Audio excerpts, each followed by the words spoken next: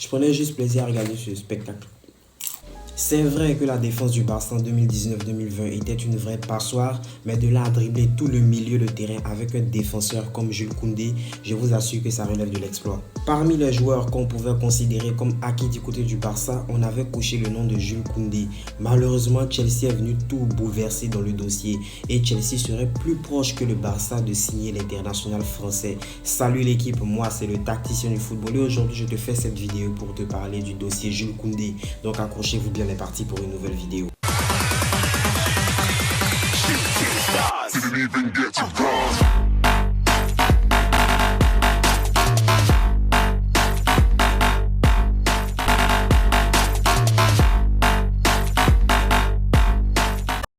Il faudrait que quelqu'un m'explique cette coiffure, parce que cette coiffure, moi, elle me parle pas. Je préfère mieux la coiffure d'Arjen Robben. Comme vous le savez tantôt, le Barça a de graves problèmes en ce qui concerne la charnière centrale. Mais nous, supporters du Barça, nous sommes convaincus que le Barça arrivera à trouver un bon défenseur central avant la fin de ce mercato. Et que ça devrait bouger dans les deux sens en ce qui concerne les arrivées et les départs. Comme vous le savez, je ne vais pas vous faire un dessin. Depuis 2-3 saisons, le Barça a l'habitude de se promener avec des tocards en défense. Mais pour ce mercato estival, ça devrait bouger en termes de départ. On a déjà enregistré le départ de Clément Lenglet qui est parti à Tottenham en prêt, Umtiti qui se blesse 50% du temps, qui s'entraîne 50% du temps et se reblesse encore 100% du temps. Sans oublier Gérard Piqué qui est l'une des légendes du club mais qui refuse de partir et qui par ailleurs trompe Shakira. Mais vu comment Lewandowski a dansé sur TikTok pour son arrivée, je me demande bien si le gars n'a pas pris des cours de danse avec Shakira. Mais en ce qui concerne le dossier Jules Koundé, les négociations entre le Barça et le FC Séville ont débuté.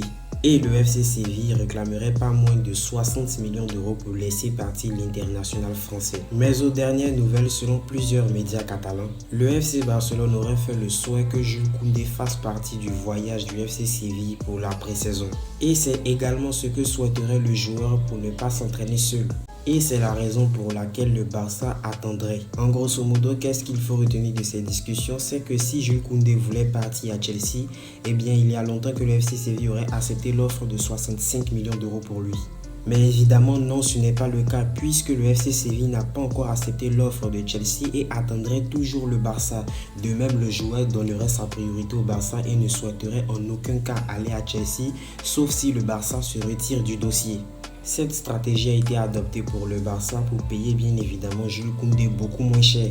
Car je tiens à vous rappeler que la volonté du joueur tient une part importante dans les négociations. Le dernier exemple en date est ni plus ni moins que Rafinha qui a coûté pas moins de 58 millions d'euros alors que Leeds demandait près de 70 millions d'euros. Mais comme on le sait, la finalité de ce dossier est que le Barça a payé beaucoup moins que prévu. Et ce fut la même chose dans le dossier Lewandowski puisque le Bayern de Munich avait réclamé pas moins de 60 millions d'euros pour laisser partir l'international polonais. Mais bien sûr, on connaît encore une fois la finalité. Le Barça a payé beaucoup moins. Pourquoi? Parce que Lewandowski avait une attitude bizarre à l'entraînement et que sa décision a beaucoup joué dans le fait de venir au Barça. Donc on va dire que dans ce dossier, c'est le Barça qui a l'avantage. Mais putain, je ne sais plus combien de joueurs on a shippé à Chelsea. Mais bien sûr, s'il advienne que le Barça ne puisse pas recruter Jules Koundé, il y aurait des alternatives. Dans cette shortlist, on retrouvait Kalidou Koulibaly qui a malheureusement signé à Chelsea, De Ligt qui a signé au Bayern, Skriniar à mon avis qui va signer au Paris Saint-Germain et la dernière piste sur laquelle le Barça se serait positionné, ce serait Pau Torres, le défenseur central de Villarreal. Mais comme l'a dit le journaliste Gérard Romero, le Barça n'a pas de quoi s'en faire puisque lui il est sûr à 100% de voir Jules Koundé avec le maillot Blaugrana la saison prochaine.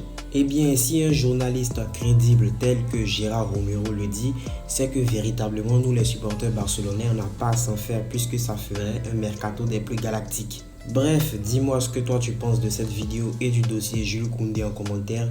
Ne fais pas ton crasseux, abonne-toi, like, partage, commente. Merci d'avoir regardé la vidéo jusqu'au bout. C'était ton pote le tacticien du football. Tchuss.